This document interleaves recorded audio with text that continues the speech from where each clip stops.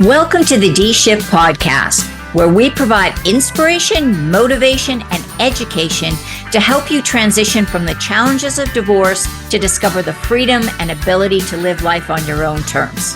Are you ready? Let's get this shift started. Hello, and welcome to another episode of the D-Shift podcast. And today we're going to take a little bit of a detour off some of the direct conversations about specifics around divorce. And we're going to go into the beyond part of dealing with divorce. And I have a real expert with me today and somebody who I just met recently, but I got to tell you, I think that this is an amazing resource for women who are maybe thinking about changing their job, moving from corporate to entrepreneurship, or up-leveling or upscaling a business that they already have. So I want to introduce you to Kirstin Carey. She is a neuroresilience specialist and a serial entrepreneur who has built multiple 6- and 7-figure businesses. Kirstin has learned firsthand that success means nothing if you're dealing with feeling burnt out and stressed to the limits. And I think that's where a lot of people are when they're coming out of the whole divorce nightmare and moving forward with their life. So Kirstin, welcome, and thanks so much for being here. Yeah, Marty, thanks for having me. Well, and like I said, I love to have people on that have some experience with divorce. And I know we're going to talk about that a little bit maybe, but also who have, kind of a really motivational and inspirational message. And that's what I think you've got. So tell us a little bit, Kirstin, about what got you here and why this is your area of passion now. Oh, thank you. In college, I started working with the man who I first married. He was an entrepreneur, so I started helping him, and I was starting to do marketing and sales for him out of my college dorm room.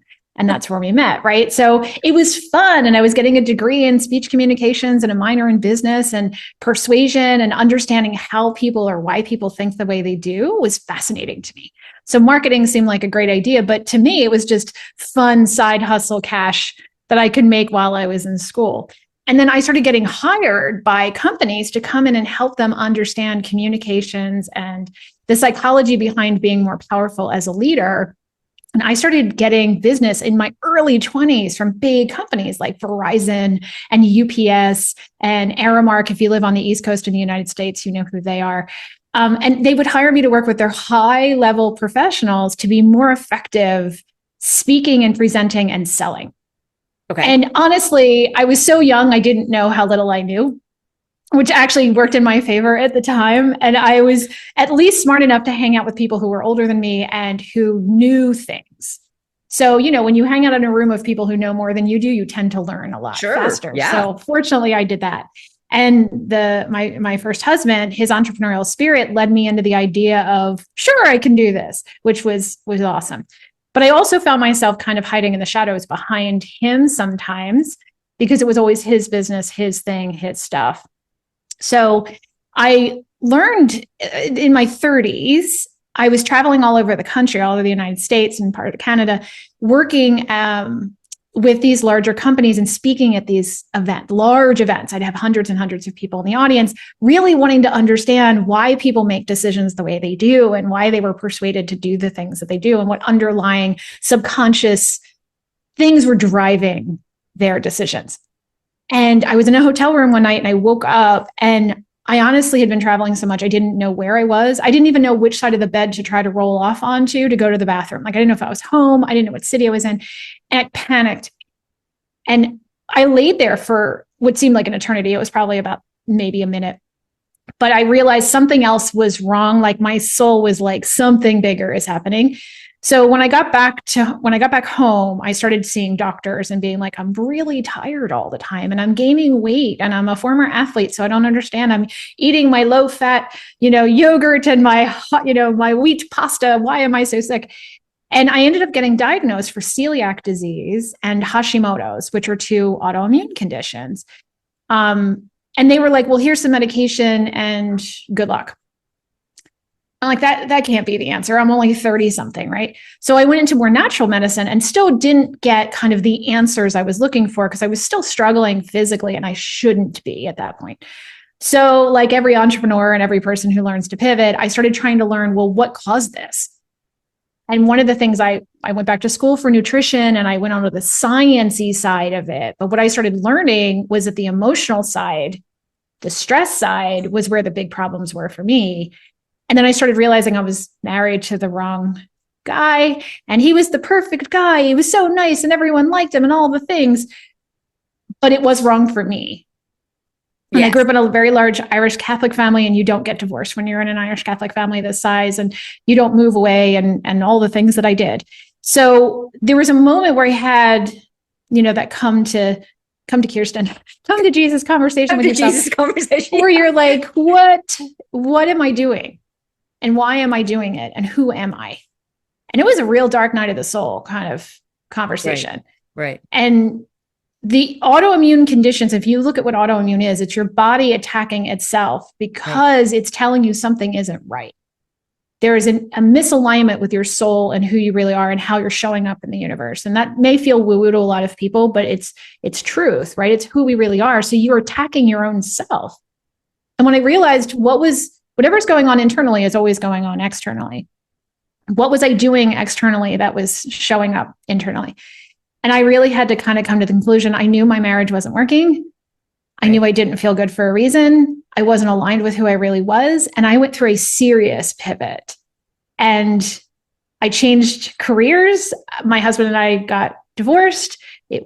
I thought it was going to be easy. And it was one of the hardest things I've ever done in my entire life. I mean, there were moments I was like, maybe I'll just suck it up and keep doing it.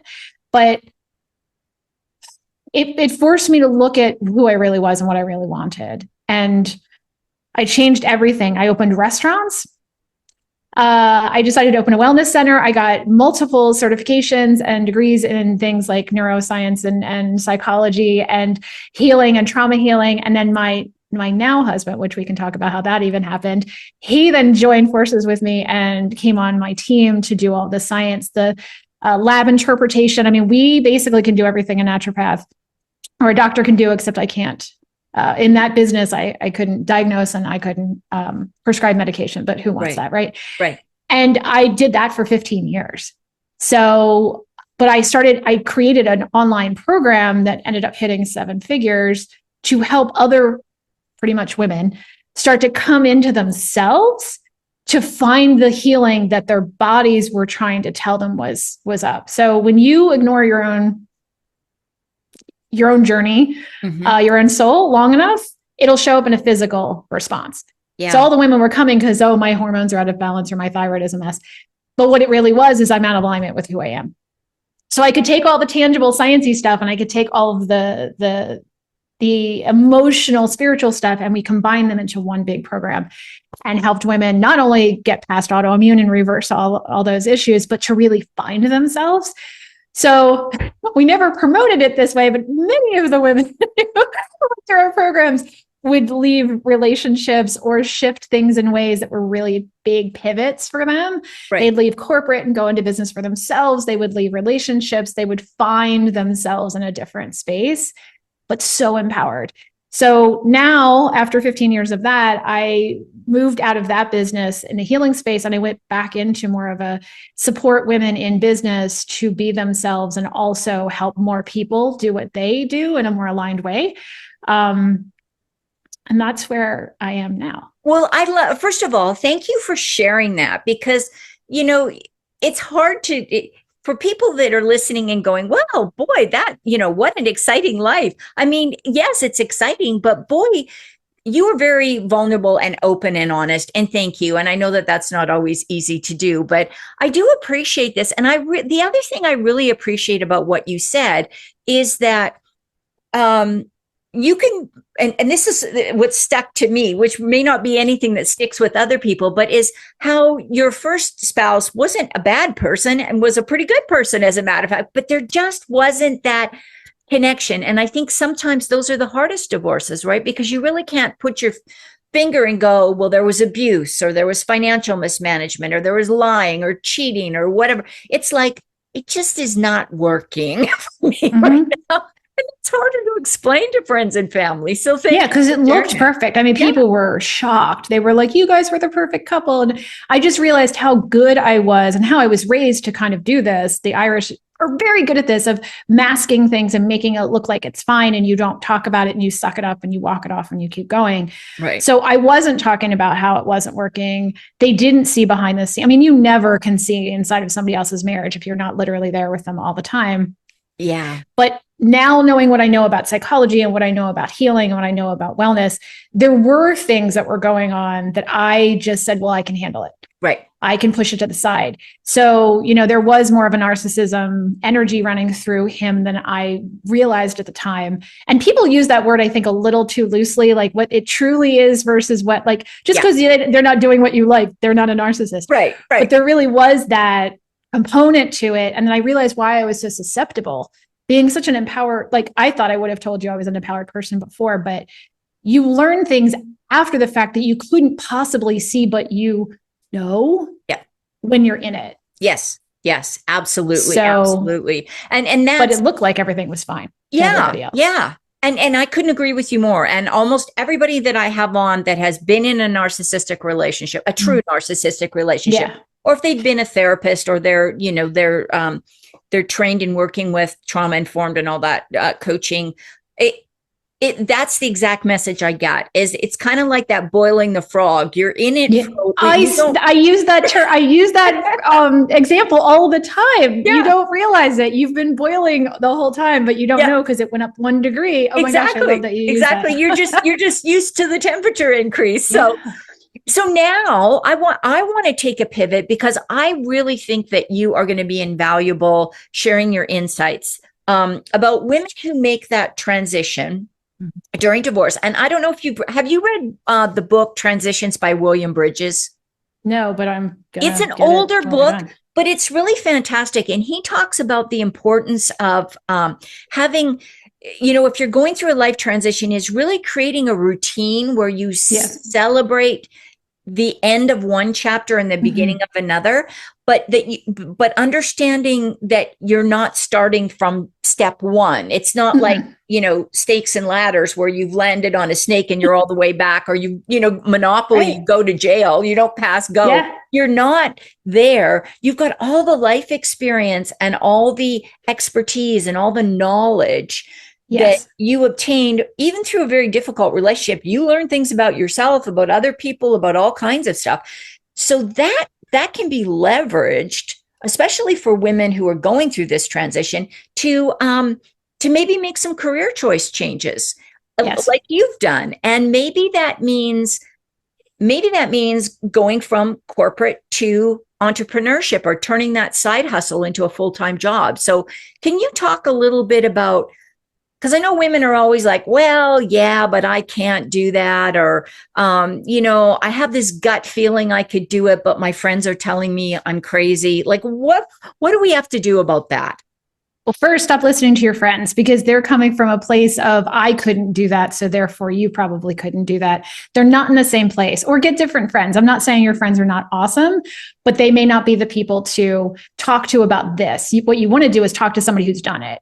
Talk to somebody, like, the idea of, if you're in a room of 5 people who are millionaires, the chances of you being a millionaire are a lot higher. But if you hang out with 5 people who are broke, the chances of you being broke are a lot higher. So you want to sometimes, and I'm not saying your friends are not great, but you want to also up-level the things around you, not just the people, the books that you're reading, the TV shows that you're watching, the podcasts that you're listening to. Like, this kind of podcast is the thing to start listening to, because it's attracting people who want to make shifts and want to do something different. One of my besties, when I was going through a lot of this, she was married to somebody who now she is divorced from, who at the time she couldn't come to terms with the fact that she knew the relationship wasn't working for her. And she was really hell-bent on, my people stay married and good people stay married. So when I started going through my challenges and I kind of confided in her, she basically stopped talking to me. Wow. She That's has harsh. since apologized to me, and we have come back around. Since she started going through her divorce, I was the first person she called, and she has since apologized on many levels and said, I couldn't bear to be near you because I saw a reflection in me that was too hard to see. Right. Right. So you have to just kind of take a step back, and the people around you love you. However, they may not have the tools or the skills to help you go to the next level for who you are. So find more of those people. Go to LinkedIn and find more of those people if they're outside of who you normally hang out with, and listen to podcasts like this to help up-level you. But trust the knowing. Like, if I really was open and honest with myself, I knew the day I got married, but I had already gone through almost 6 years of dating. We had already spent all the money on the stuff. We'd already told everybody that we were going to get married. We had already gone through all the arguments on whether we should get married or not. We had done the things. Right. And I was 25 years old, and that's what you do. And so I was supposed to do it, not I knew. Yeah. And I remember the day of, is it easier to get divorced or would it be easier to just walk away today? Yeah. And I stood there and said, no, this is okay. And so I think the knowing and the trust of the knowing is where we have to come to grips with, because we're the only ones who will ever truly know. Right. And I really like that. I really like that idea of up-leveling your professional circle. So one of the things that I have found, and it's amazing, I have contacted people on LinkedIn who were like light years above where I am in a specific area. And I've reached out and said, look, I don't want to take up all of your time, but could I ask a couple of questions, or would you recommend, I saw you did this training. Do you recommend that? A lot of times, and particularly women, are very open to saying, let's hop on a quick Zoom call. And some of them, we've had a conversation, and I've been invited to their events, and they've come on my podcast. And, you just have to ask. And I think if you ask with that sense of, I'm a genuine learner. I'm not trying to take from you. I'm trying to learn. And here's maybe something I could do to help you out a little bit. It's amazing how far those relationships can go. And really, I love what you're saying, Kirsten. I love that. Yeah. Yeah. So agreed. What do you think? If you want to build a business, what would you say is the number one myth or misconception or misunderstanding that women have about building a business? Well, one, that it takes so much to set up your shingles, so to speak. It's kind of a catch-22. There's so much you don't know, but there's no way to know the things you don't know until you start stepping forward. So just start making steps towards it and saying, this is who I am now. When you see, let me back into it. So I have a big thing for butterflies. I've got a tattoo. I wear the necklace. I've got the things. The book that I wrote recently has a butterfly in it. But there's a bigger reason. It's not just I think they're pretty. There's a transformation, a metamorphosis that occurs unlike any other thing that happens with the caterpillar versus the butterfly. And there's something called imaginal cells. They'll teach this in med school. Imaginal cells that are in the caterpillar. And the caterpillar at some point liquefies into nothingness, into just this liquid goo, and into the chrysalis, and comes out the other side, this completely miraculously different version of itself. Now, the imaginal cells are something that stays with the caterpillar, that moves all the way through the butterfly. The reason I'm telling you this is because the imaginal cells are the piece of the caterpillar that already tells them what the other side looks like. So they have faith and trust and belief to go through one of the worst processes to come out the other side, right? I mean, they have to liquefy to become this thing. Yeah. And for us to have any real pivot to come out the other side, we have to have this belief. And you have those imaginal cells as well. We just don't trust them typically, because we're told by our friends, we're told by society, we're told by all the things, your imagination is silly. We tell little kids, stop playing, be real. Right. So this imagination, this vision, this understanding, this knowing of who we are on the butterfly side gets squashed. like stepping on the caterpillar before it gets to the chrysalis standpoint or state. So what I would love to tell people to do is I want you to sit with this idea, trust the knowing, and get into that imaginal space, that imaginary truth. It's not make believe. And I want people to really understand that. You're not making this up. It's coming from somewhere. And when you can see the other side, it's just a matter of how. And that's where people get stuck. It's the how. I'm like, if you see it, it's possible. You don't have to worry about the how. The how comes, and I know that sounds so esoteric. But it does. Yeah. But it comes. Yeah. But you have to have the vision. Nobody else can have that for you because the butterfly exists in you, but you have to give her life. Oh, I love that. You mentioned a book. Before we go any farther, what's your book? So I wrote a book when we were in the health space, and I still truly am. It's just working with business owners in the health space. Truly is what it is transformational healing. And it was the process that we use to help people reverse out of autoimmune and chronic conditions. But I have all of the other pieces in there to get into the emotional spaces to heal the places that are now showing up in a physical sense. And I use a lot of those techniques and modalities with my business clients to get them to a space where they're attracting the right clients, closing those right clients, and actually moving past the ones that are the wrong ones for them, understanding how to price their products, understanding what their product or their service really is, right, and what's marketable. So it's the same process. It's just and a lot of our clients come to us not realizing that's what I did for 15 years with conditions that are holding them back. Right. They're feeling tired. They're feeling, because when they were in the wrong relationships, whatever that was, whether it was a marriage, whether it was a business, whether it was working for someone else, when you're in a space like that, you're carrying an extra load with you that your body needs extra resources to manage, and it can't use those resources for the butterfly version of who you are. Yeah. Oh, I love that whole thing just is such a visual image, and it makes so much sense. And I always go back to, people who say, I'm exhausted. And that's when they're going to their job. And then the very next day they're on vacation and they wake up and they got all kinds of energy. Well, that's a big red flag right there, that your job is the problem. It's not your energy level. Yeah. And it's your body not trusting you to put it in a space where it can get into that flow energy, that excited energy. The time doesn't matter. Money doesn't matter. This is the world I want to live in. Energy, it's a different space. Like if you've ever lost space and time before because you were working on something you love, that's flow energy. That's a literal vibration your body can get into, an actual measurable vibration. Right. But if you're doing something that doesn't serve you, you're with the wrong person, you're in the wrong job, you're living the wrong place in the world, your body literally shifts into a different actual measurable vibration that doesn't allow you to access the best parts of you. Yeah, this is fascinating. I think we could do the longest podcast in history and just talk for the rest of the day, but I don't think my editors would be very happy with that. Kirsten, we've kind of had one of these conversations that I love because it kind of flowed where the conversation went. We've talked about business, but we've also talked about relationships and healing and trusting our instincts and thinking about the first steps if you want to move into building your business. Out of all of those things, what do you think is the one takeaway you want at the top of everybody's mind today? If you have that knowing, even if it sounds like a tiny little whisper right now, it's there. You need to give life to that. And if you don't know how to do that, there are people who can help you do that. So find a mentor, find a coach.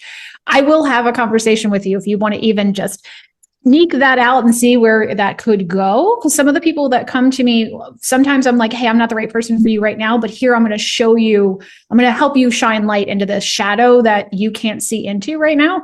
Right. So I may be the right person to start with, to have a conversation with, for me to even tell you where to go next. So listen to the whisper. Because really it's screaming at some level and it's going to get your attention one way or the other. So hear it, acknowledge it, witness it, and at least see that it's there.